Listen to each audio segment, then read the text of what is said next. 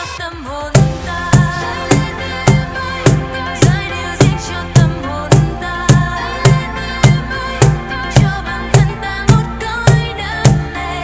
Dù lối ta về cùng hòa ca.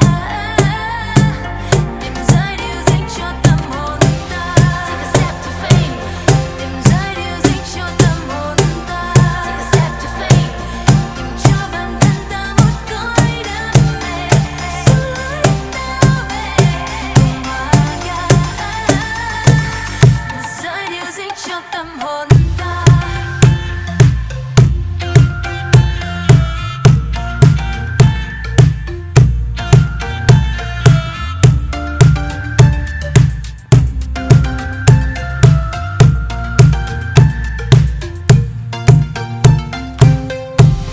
Chặng đường dài mơ ước sẽ dẫn ta đi thật xa.